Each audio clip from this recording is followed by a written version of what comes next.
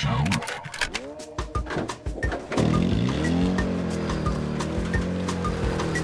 na sídlisku, čo sa volá Petržalka a veľmi ma zaujíma dobrý drink a chalka. Používam pri živote iba dobré značky. Postel je teplo, keď tam kúri pekné mačky. Jaj, ty kokot!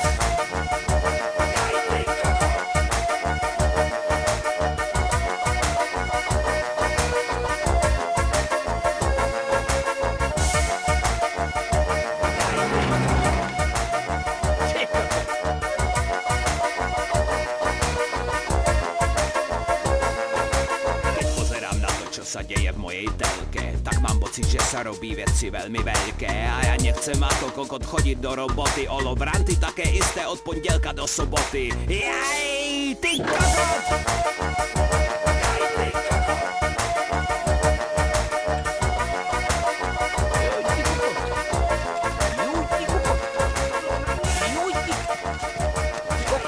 To není na tebe! Je jenom písnička, víš, ty už tady, jdeme si čas.